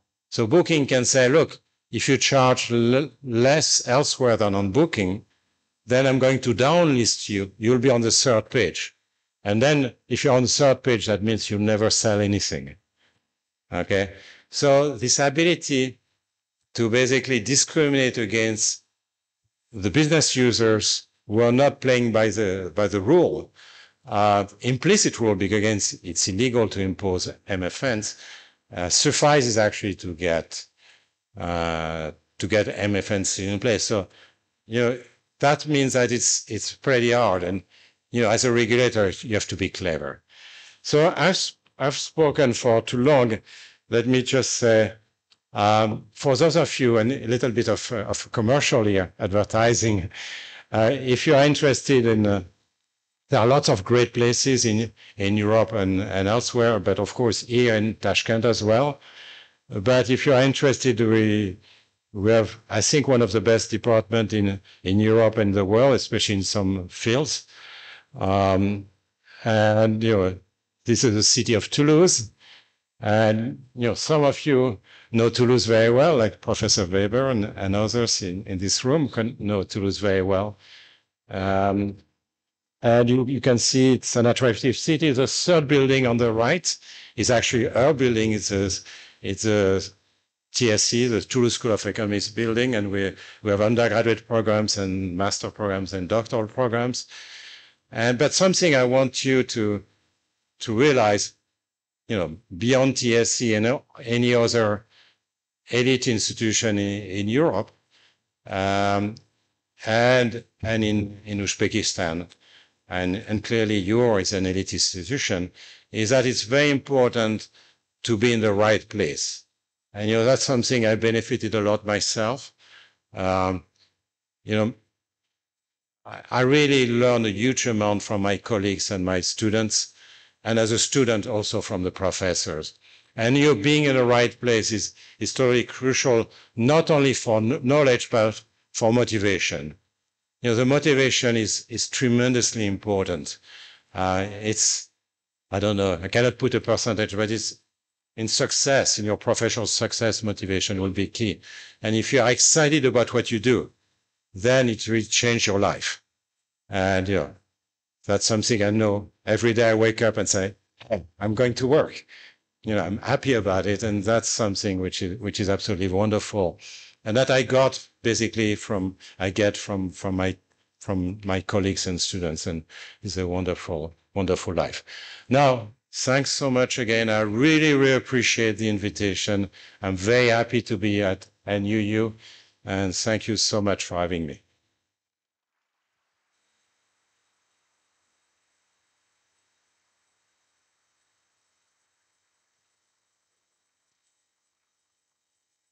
Dear students, dear guests, this is not the end, and I think you waited it a lot, because I noticed that many of you already took some kind of notes, and you want to ask a question. So we will have a panel discussion right now, and this panel discussion will be run by the specialist, by the Bakhtiyor Eshchanov, the career of the economics department of the new Uzbekistan University. Welcome. Okay. Thank you. Professor Tirol, for the practicality reasons, 2 or 3 questions at a time. That much we did. No, at a time. We can. I need something to write. Questions at a time. And thank you. Hello, everyone. Only for the sake of time management, I'd like to ask you to provide 3 questions, first come, first served basis, please. Microphones are ready? Yeah. Then, you guys. Um, Good morning, dear Professor Jean Tirole. This is the great honor for us for seeing you as a guest lecturer. My name is Rakhshana Nabibullayeva, and I'm from Yangi O'zbekiston University. First of all, thank you for your presentation. Frankly speaking, it was a little bit complicated to understand to me, but I have 2 questions. The first one is, what is your way of success for getting the Nobel Prize? Can you give a short map for young generation, also for economists? How was it and what was it? And my second question is related to the labor economics. So as now, if you know or you don't know, more than 60% of the population of Uzbekistan is a young generation, the youth. The government can benefit from the demographic dividend. At the same time, the most of our youth are really interested and encouraged to apply for foreign scholarship and to go abroad. I mean, what should be the government policy for gaining from the demographic dividend? At the same time, how can government attract those brain drain students? Because nowadays, lots of students, even now you show the applying for the scholarship for the master degree, they're very interested and they're very passionate to go abroad and to gain knowledge. But at the same time, the government should benefit from demographic dividend. Thank you. Thank you. 1 question, your full name, your affiliation, and 1 question per participant, please. Okay. Azamkhan Azamov. I wanted to ask about antitrust and how to empower them. For example, in US, there's FTC, Federal Trade Commission, and Lina Khan, and it's expected that she will be fired after the elections because sometimes there is the conflict of interest between policymakers and the antitrust authorities, and how to empower them. And would it make sense to give complete independence like the feds have to such antitrust agencies? Thank you. Thank you. And Fyodor Romanov, my question is on the access to data. So one of the ways the monopolies are sort of kicking out the competitors out of the market is by not giving access to data. So what would be possible policies that could be introduced upon this ground? And at the same time, how could the privacy of users be kept at the same time? Thank you. Good morning. For you, Professor, to respond. This is convenient, please. Okay. Well, thank you for those excellent questions. How do you get the Nobel Prize? Well, I still wonder. I mean, it was 10 years ago. By the way, Nobel Prize is today in economics, and yesterday was the 10th anniversary of when it was announced for me. And of course, it came as a surprise because you don't get any advance notice of that. And of course, it was a wonderful experience. I mean, I don't want, it's not modesty, but lots of scientists will tell you, it's just not the scientists. When I got the Nobel Prize, it was also, my co-authors, my students, my teachers who are actually got it at the same time as I did because, they have their fair share. It's like an ecosystem in a sense. But I got all the benefits. But, in the end, my environment, and that's a little bit what I was hinting at earlier on, the environment played a huge role in my career. Being in the right place at the right time. I was at MIT, I was for 33 years in Toulouse. I've been in Toulouse for 33 years. And, this environment is very crucial. Of course, I have some merit. I work hard and so on. But in the end, it's also what other people have made of me, and that's very important, including my teachers. I mean, we all have had teachers who have been inspiring. I just learned at some point. I was a good student, but I was a mechanical student in a sense, where I was learning and learning, and was very good at learning, but not at creating. I was not, until the age of 22 or 23, I was not someone who was meant to create. And then I had some teachers, both at Polytechnic, some film medalists and so on, but also at MIT, including my advisor, Eric Massin, who made me realize that actually I could create, not only solve problems, but also define problems, which is often harder than solving, actually. And, that's the kind of thing, the environment which opens your mind, is tremendously important. And that's something I want to emphasize. It's really important. Actually, it's connected with your second question, which is, what about going abroad? And your question is very important, for almost every country, because of the brain drain that the US is operating. The US is keeping a lot of the top minds and gets a lot of the value creation. Actually, often from foreigners. I was talking about Google, but you can see, the CEOs of many companies, startups, they're actually foreigners. So there's this huge brain drain, and and it's even worse, I guess, for a country like Uzbekistan, where there's even less money than in Europe, for example. I asked myself the question. I wanted to go back to France for that reason. I was trained in France. I wanted to go back to France. And, I spent most of my career in France, but I benefited a lot from being at MIT too. Which is, going abroad is great because you learn new things, you have a new way of thinking, it's very important. At the same time, we also have some kind of duty to give back to our country, if it's possible, So it's a kind of thing. It's very tempting because, of course, when you're in the US, you get a good work environment, you get salaries which are way higher and so on. So it's tempting to stay, and that I can understand. At the same time, there's also something which can be exciting. In my case, I went to Toulouse because Jean-Jacques Lafont, who was a researcher in Toulouse, he had offers at Harvard and elsewhere, but he decided to build something in Toulouse. And I thought that was remarkable. He had the easy life at Harvard or Stanford, and he wanted to be in Toulouse, where at the time there was nothing. Now it's one big center, but at the time there was not much, almost nothing in economics. And basically, and Shlomo remembers that time pretty well. This is something. So that was exciting. I said, here is an entrepreneur, Jean-Jacques Lafont. He's an entrepreneur who is trying to change things. He gets much less money than he will get in the US, but he has this pride. He's doing something for the country.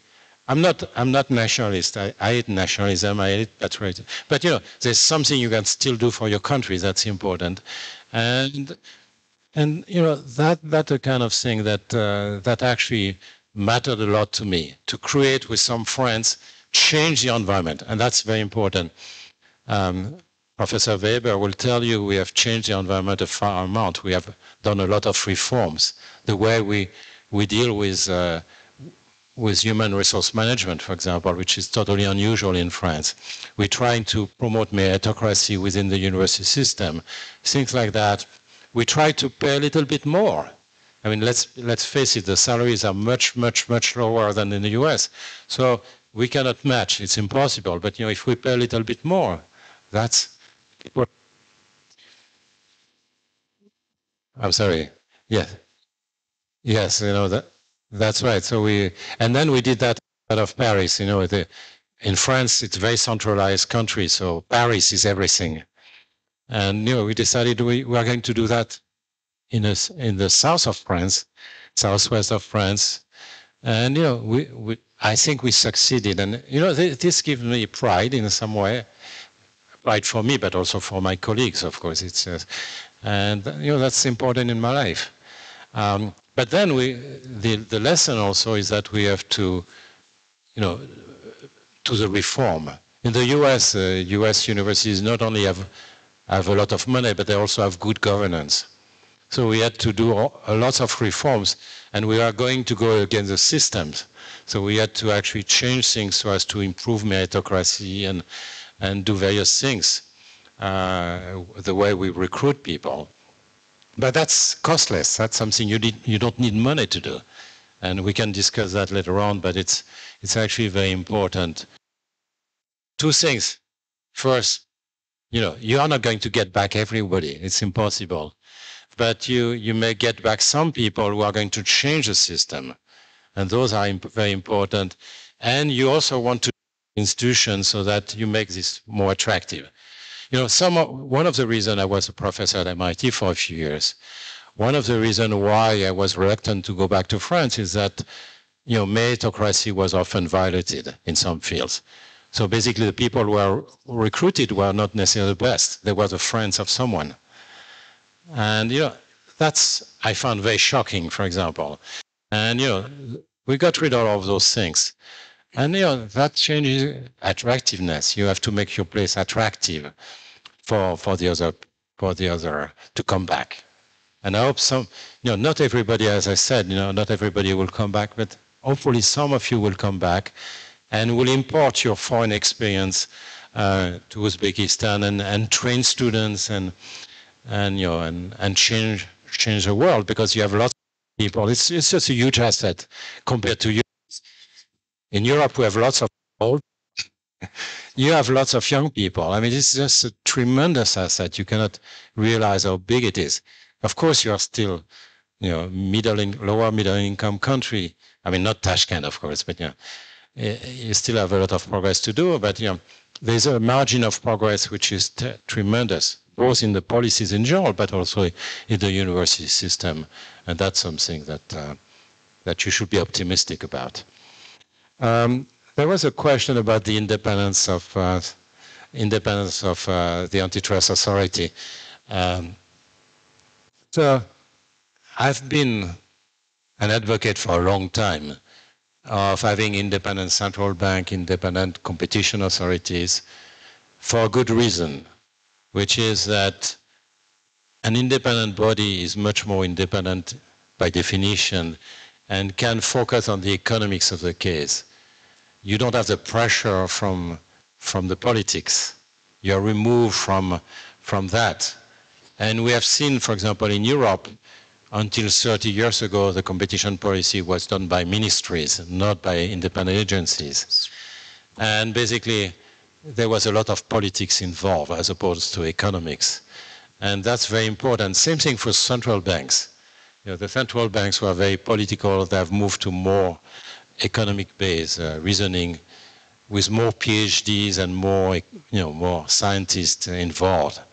And I think it's a good thing. The US is kind of a different system, and you alluded to that because the enforcers, the Federal Trade Commission and Department of Justice, are actually part of the government.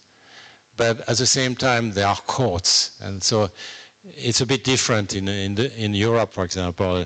It's a European commissioner. We had a good commissioner until recently named Margaret Vestager. Her successor is not designated yet, but you know, who actually was very active, but was independent also. But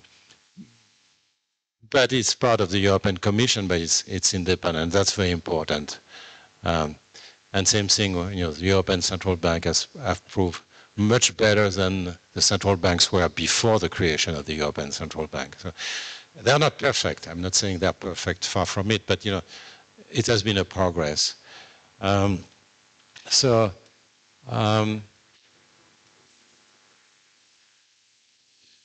so judicial system is important because it's also a check, some check and balance. They are far from being perfect. And first, in the US, sometimes you have a jury, and you know, the average citizens may not be able to assess a very technical issue. So what I taught today, for example, is something that is actually difficult for the average citizen or even a judge sometimes to understand. So it's a technical issue. It's not like a societal issue where societal issues will have more understanding in the population. But here is a technical issue. It's a difficult issue. Now, this being said, in Europe, we also have courts which come as a check on the European Commission. It's probably a good thing as long as a court is qualified enough. And that's the issue, because again, it's a technical thing. The question on access to data, maybe I should answer, be quicker in answering question. The access of data is a very important question. Now, you want data to be shared so that, if you think about the bottleneck for AI, you have multiple bottlenecks. You have the cloud, you have the chips. You may know about the NVIDIA environment and the CUDA, which is the operating system environment for NVIDIA chips, which are very important for AI. So you have the cloud, you have all kinds of software and hardware related things, but then you also have data, of course. And data is, of course, the new gold. I mean, that's the way it's called, but it's very important. Given that data are owned by basically Google and Apple and a couple of other firms, it's going to be very hard for a French or Uzbek company actually to catch up on that. And by the way, I think those companies should focus not on being in direct competition with Google and Apple. It's going to be impossible. But to find the new technology and the market niches where they will be good, because we have talent, and we have to use this talent with limited money and limited data. So we have to be clever in the way we compete with the US company or the Chinese. That's actually very important. Now, whether it should be shared, and you mentioned yourself the difficulty with that, which is that we want to protect privacy.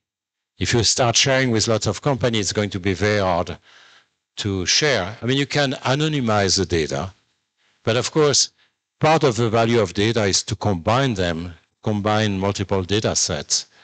And when you combine multiple data sets, you can de-anonymize. You can find out who it is. You find it's Professor Weber, actually, who actually, by combining multiple data, there is only one person that corresponds to that data, and so on. So it's a difficult issue, and this is something that research is still going on to try to find a way of sharing the data among lots of companies to create competition, innovation, but at the same time to preserve privacy in the process. Final round of questions, 2 questions only. Let me ask a question, please. No, please. Can I ask a question? Can you keep up the reglement, please? This side, please, also.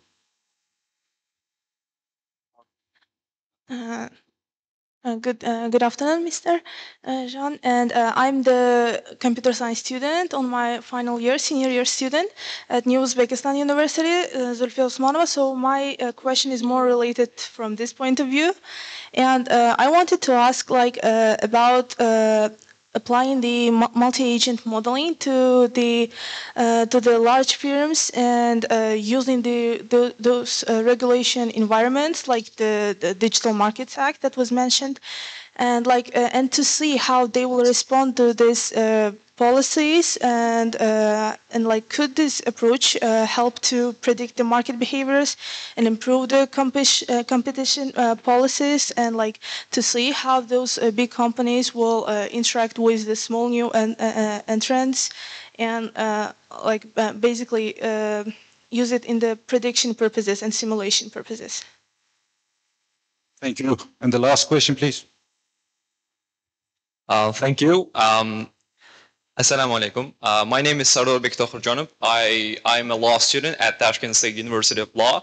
So I came here to ask the questions. I have a question, how, as you have mentioned, you've been an advocate, right, for several years, for several periods. So my question is, how can legal reforms can address make market failures in this kind of key industries which we talked today? Yeah.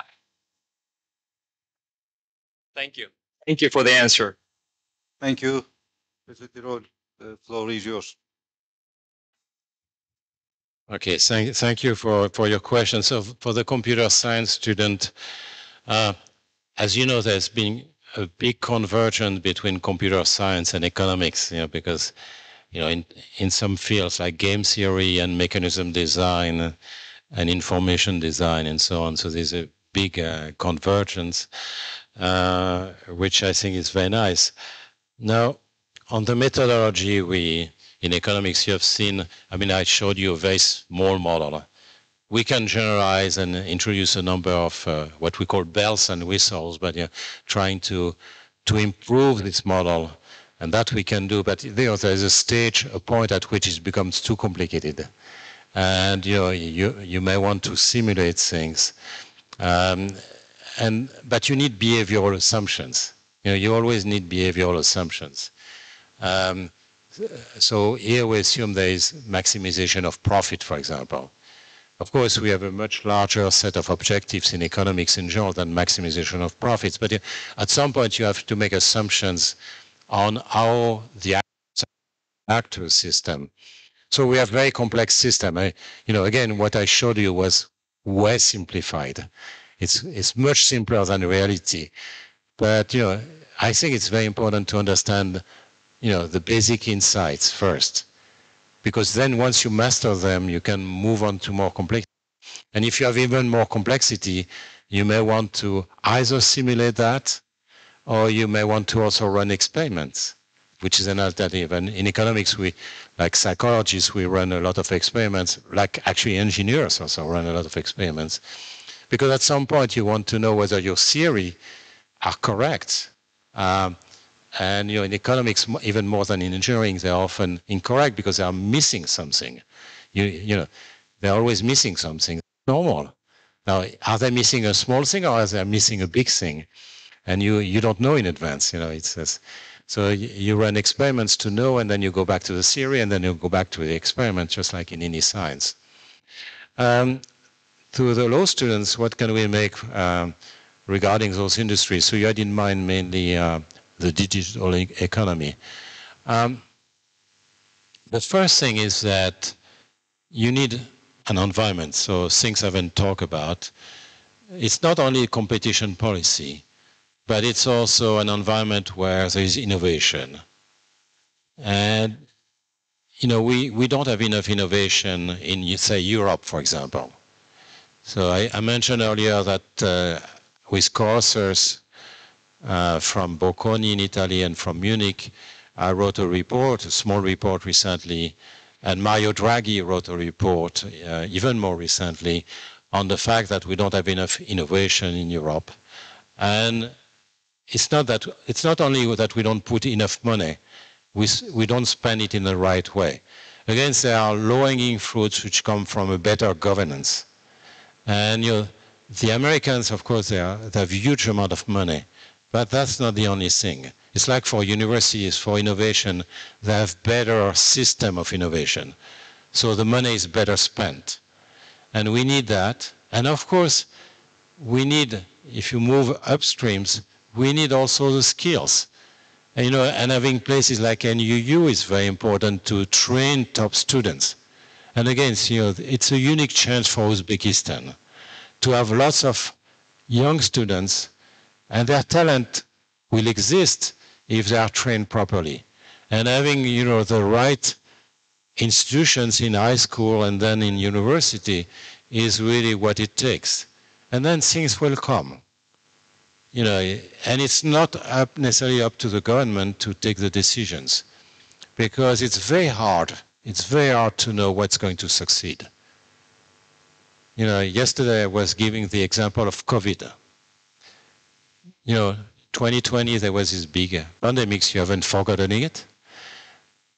And what were we going to do? We are losing lives. We are losing millions, billions of dollars every year, every day almost.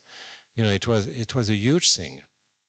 And you know, basically the U.S. government put money into it through an agency, BARDA, by the way, which works very well and independently of the government, and is doing the right thing. So what they did is they were humble.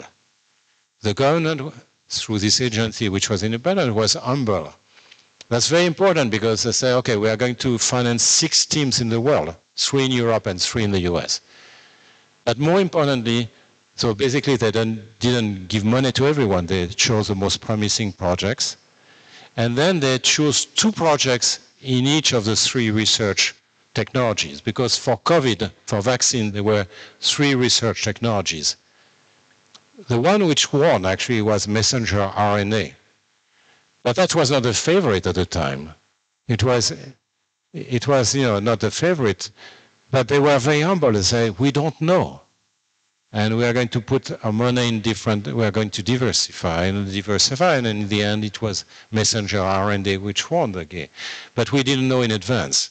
So that's very important. The government is there to enable quality, high-level research and so on. Is not there to pick the winner because the government doesn't have the information to do that. So we have to understand that a modern economy is not just a market economy. Yes, it's a market economy, but it's a market economy which is supported by the right institution and the right governance.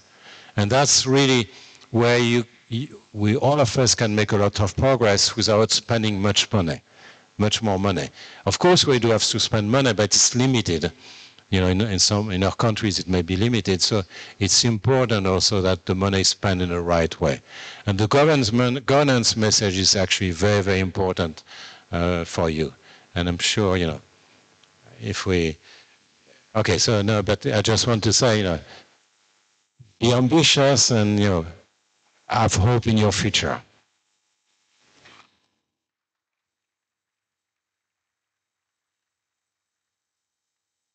Of course, we are short on time, but I cannot resist asking the last questions. I have a lot of economic students, and building on your last sentence, and we discussed it actually yesterday, last night, but what do you think are important areas of economic research? What would be the central and the focus of economic science in the near future? Well, it is a very good question, but I should be humble and tell you that I don't always know. I know what I want to work on. Actually, I'm starting a new European research grant for the next 5 years, ERC grant for the next 5 years. But I know what I want to work on, but I don't know in advance, you know, what I will be working on, if I still have the possibility in 5 years from now, because the fields are changing very fast. And, you know, we need to, I can give you examples, you know, but I've learned over time that I got it wrong.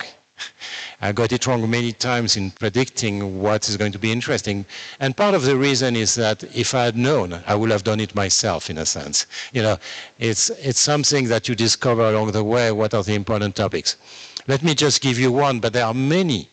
There are many, but this one also captures already a number of things. So there was a question about AI. It turns out that with AI, we are not very well prepared as economists for the future, because AI is going to create a lot of wealth, a lot of health, it's going to create a lot of well-being, but you have to realize that it's not going to be without issues either. It's going to create issues with privacy. We have already seen that. I've written on that, actually, and for example, the social rating system that exists in some countries like China, and the surveillance through face recognition and many other technologies is a real issue. How do we deal with that? So there's an issue with the future of our democracy. Even the democracies themselves are in danger with all the fake news and all those things. We see that traditional democracies like Europe or the US face difficulties nowadays in terms of their democratic life. And that's that's very, very, very threatening because we want democracy. We do want democracy, and we have to solve those issues. We have to solve the labor issues. The labor issues, what's going to happen is that there will be lots of jobs destroyed with AI. That's not new. Jobs have been destroyed for 2 centuries. And there has been revolts like the Luddites in the early 19th century. There have been revolts about that, but this progress was pretty slow. Now the progress is going very fast and is going to affect low-skilled jobs and high-skilled jobs at the same time. Now what's going to happen to the people? Are they going to find another job? Are they going to accept getting a check? But that's going to be difficult for the dignity unless you change social norms.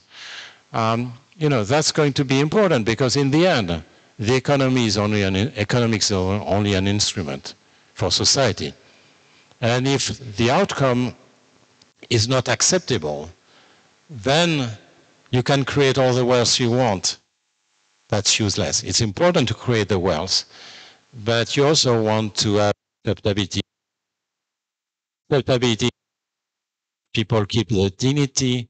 That means that you don't have much inequality. That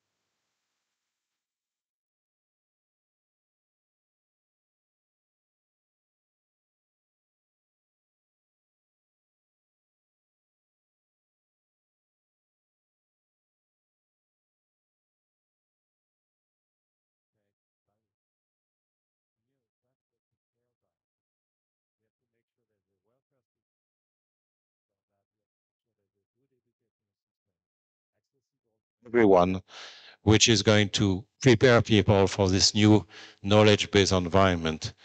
And that it's just one challenge. I mean, I could cite other challenges, but you have to realize that we have to engage in social science fiction. We have to prepare, not just look back, but also prepare for the future. And count on you to think about the future and how we could think about the new regulation, the new welfare state, how it's going to look like in 10 or 20 years. And it's really tomorrow, and we are not quite prepared for that. Thank you very much. Thank you, Professor Tirol. Yes, I understand that we have time limitation and we cannot accept questions from everyone, but to offset the sadness, we would like to present them a book with your autograph. The guys who wanted to ask questions but were not able to can approach one by one and get your name signed and get your present from Professor Tirol. You, my friend, already. No. The guys who were not able to ask questions, you two and Zomben and I think. Yes, man. Come on. We have five books only, please. So yeah, come here. Yeah. Yes, please. 2, 3. Right. Press same. Take a clean. Do it. Right. So please, dear students, dear guests, do not leave the room. Do not leave the conference hall because we will have a team picture with the professors. So I have to ask you to don't leave the hall.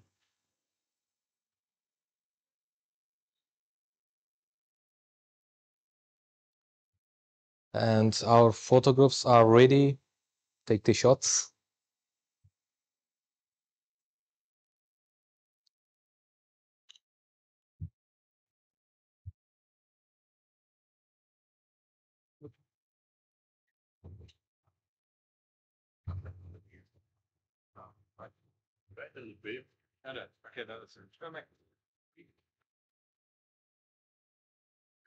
Sorry, can you show me again?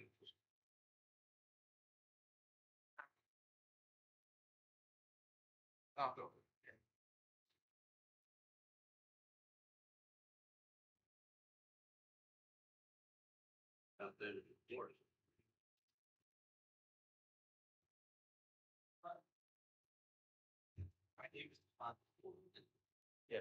So can you write it there?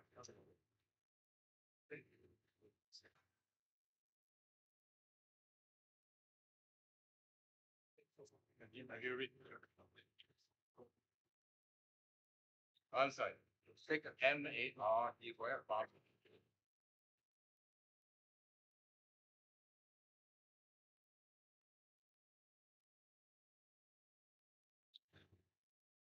So, dear students, do not leave the conference hall if you want a picture.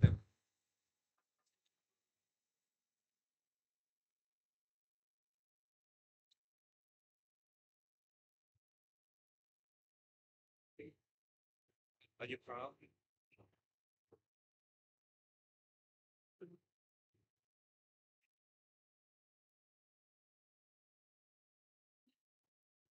Yeah, I didn't do that already. But it's about right?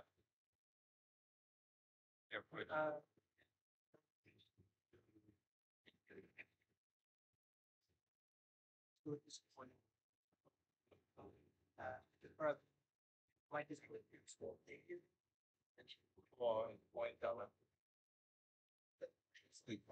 Thank you, everyone. Thank you. Thank you, dear students. Now you can take your places.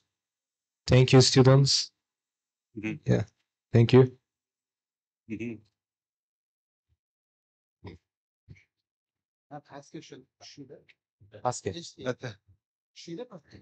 So, dear students, I have to ask you to stand and we will have a group photo with professor. So stay where you are. Stay where you are. The professors will go to you.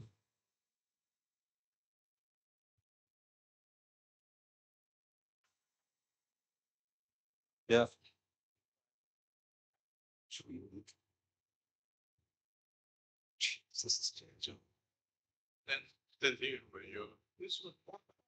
So you can come closer, please. You can come closer, dear students, dear professors, faculty members. Yeah.